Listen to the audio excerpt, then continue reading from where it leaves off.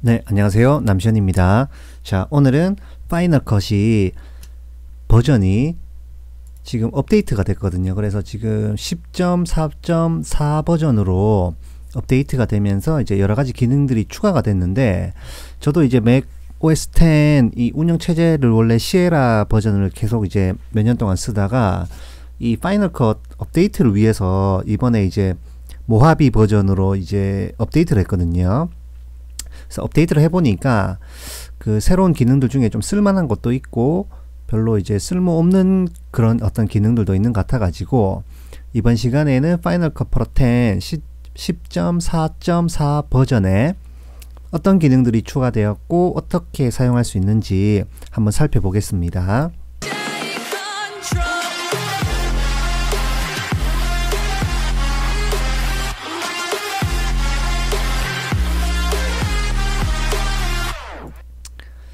자, 먼저 파이널 컷 요번 버전에는 이렇게 크게 이렇게 네 가지 기능들이 추가가 되었고, 사실 이거 외에도 조금 짜잘하게 여러 가지 추가가 됐는데 대표적으로 이렇게 네 가지 보시면 되거든요. 자, 첫 번째는 워크플로우 익스텐션이 추가됐다 가 있고요. 그 다음에 배치 쉐어가 가능해졌고, 그리고 비디오 노이즈 리덕션, 요거 이제 노이즈를 줄여주는 그런 기능입니다.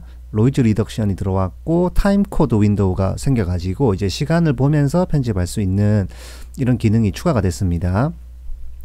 그래서 첫 번째 이제 워크플로우 익스텐션부터 한번 살펴볼 텐데요.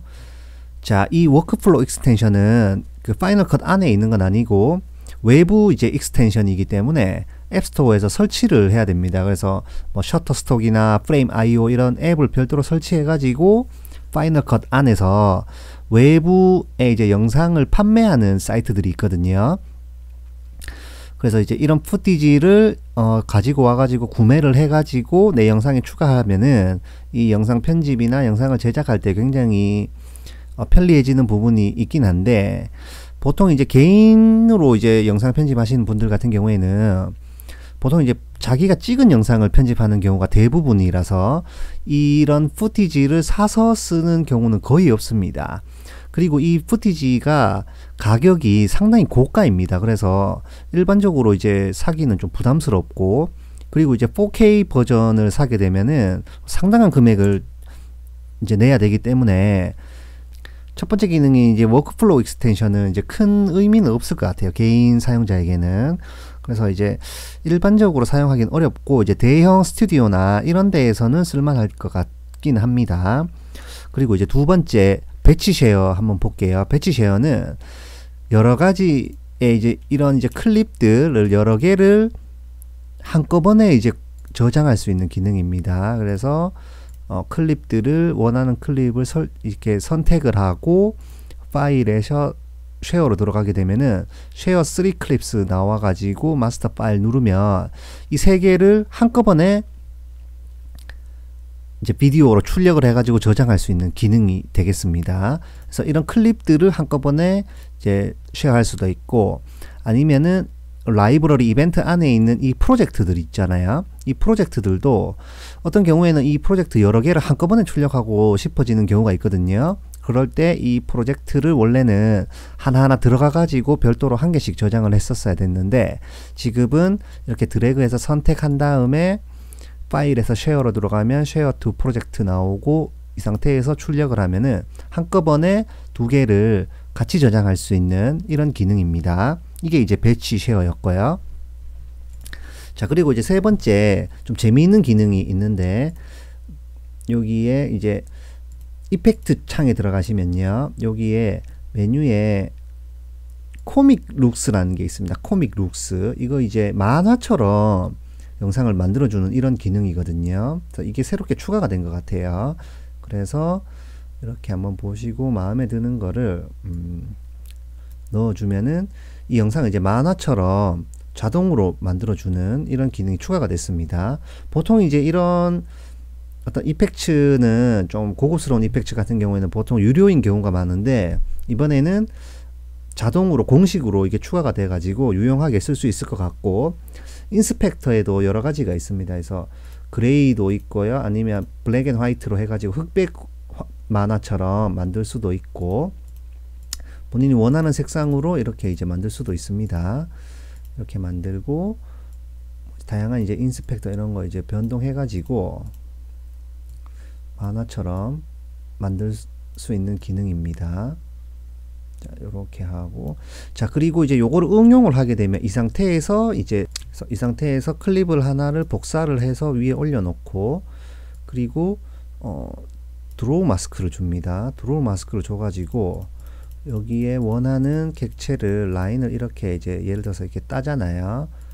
따고 뒤에 있는 것을 코믹 룩스로 줄여버리면은, 자, 특정 부분만 만화처럼 만드는 것도 가능해질 것 같아요. 이런 식으로 이제 만들면 뭐 이런 이제 응용 방법도 있다. 이렇게 이제 알아주시면 되고, 코믹 룩스였습니다. 이펙츠에서 코믹 룩스. 종종 이제 사용해보면 좀 재밌는 영상 만들 수 있을 것 같네요.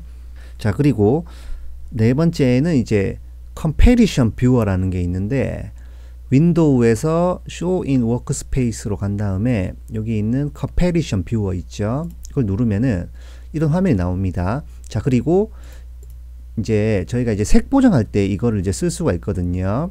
그래서 왼쪽에 있는 것은 색 보정하기 전, 그리고 오른쪽에 있는 것은 색 보정한 후의 화면을 보여주는 건데, 자, 이 상태에서 여기 보시면은 프레임 브라우저가 있습니다. 이거 열어가지고 이 상태에서 이제 여기 보시면 더하기 버튼이 있죠. 이게 이제 세이브 프레임이거든요. 그래서 프레임을 몇 개를 저장을 해두고 나중에 이제 참고 용도로 이걸 이제 활용을 할 수가 있고요. 이런 식으로 활용할 수가 있고, 그리고 색 보정 한번 해볼게요. 색 보정을 뭐 이런 식으로 이제 예를 들어서 이제 했다라고 하면은 왼쪽에 있는 게 이제 원본 색깔이고 오른쪽에 있는 것이 이제 색 보정한 후의 색깔이거든요. 그래서 이렇게 원본을 보면서 색 보정할 수 있기 때문에 이건 굉장히 유용한 것 같아요. 기존에는 이렇게 이제 컬러 그레이딩 한 것을 이제 껐다 켰다 하면서 이렇게 확인하는 경우가 많았었거든요.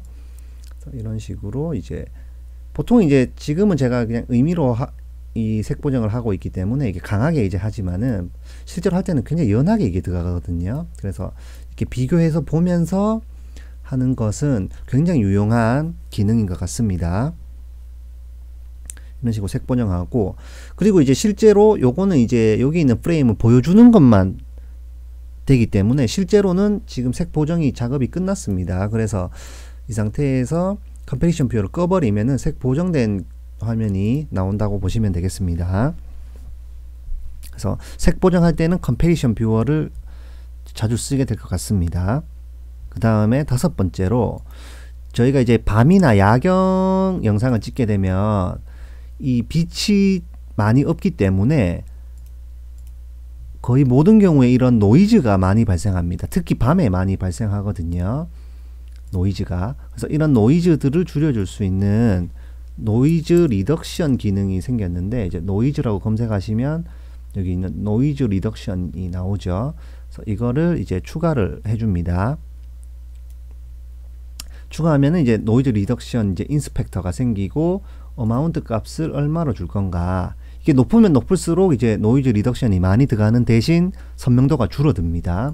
그리고 그 밑에 있는 샤프니스는 이제 선명도인데, 이거 이제 너무 선명하게 하면은 영상이 좀 어색해지는 경우가 있거든요.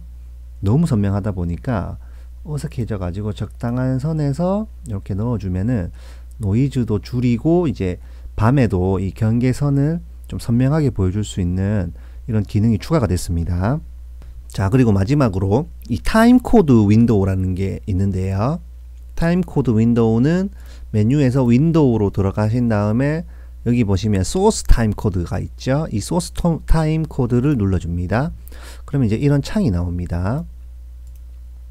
창이 나오는데 제일 위에는 이제 프로젝트 이름이 나오게 되겠고요. 그리고 이제 이 슬라이드를 움직여 가지고 보면은 지금 저 같은 경우에는 지금 위에 클립이 하나 있고 밑에 갭 클립이 하나가 있잖아요. 그래서 이렇게 진행을 하면은 갭 클립의 시간, 그리고 이 영상물 이름에 대한 시간이 나옵니다. 지금 이제 처음부터 진행했기 때문에 이게 시간이 똑같은데, 이제 두 번째 클립으로 넘어가게 되면은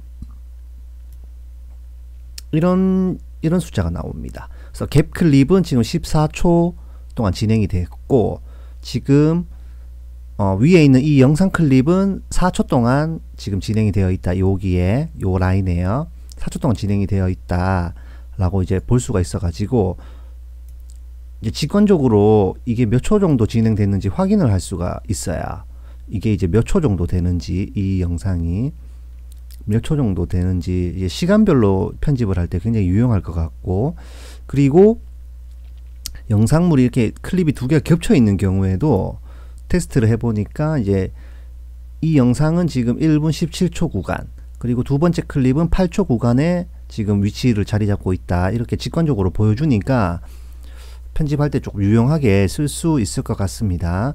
그리고 이제 이 클립의 총 길이를 보면 클릭해서 이렇게 보면 되거든요. 요걸로 원래는 확인을 했었고, 요거는 이제 이 클립의 위치를 보여주는 그런 기능이고, 끝에 눌러 가지고 뭐 소스 타임 코드를 켤 수도 있고 끌 수도 있고요. 뭐 롤스를 표시한다든지 끈다든지 이런 것도 가능하고, 그리고 백그라운드 50%를 잡으면 이게 약간 반투명해집니다. 그래서 이런 데 올려놓고 활용할 수도 있고, 아니면은 이렇게 솔리드는 100%거든요. 그래서 진하게 해가지고 또 빈 공간 같은 데에 이렇게 이제 배치해두고 편집을 하셔도 될 것 같고, 특히 이제 맥북 같은 경우에는 저는 지금 이 화면이 아이맥이거든요. 그래서 27인치고 5K이기 때문에 화면이 좀 넓은 편입니다만은, 맥북 뭐 13인치나 이런 거 쓰시는 분들은 화면이 굉장히 작은데 그 화면 안에 라이브러리 창, 이제 미리 보기 창, 인스펙터, 뭐 이펙트 창 이런 걸 다 띄워놓게 되면 편집할 수 있는 공간이 줄어들어 가지고, 사실 이 타임코드 이 윈도우를 띄워놓을 공간이 있을지는 잘 모르겠어요.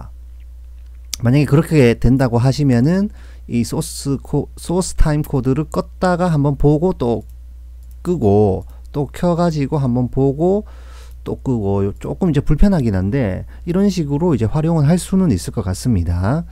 자, 오늘 파이널 컷 새로운 기능들에 대해서 알아봤습니다. 오늘 영상은 여기까지입니다. 영상이 도움이 되셨다면 좋아요, 구독하기 한 번씩 부탁드릴게요. 감사합니다.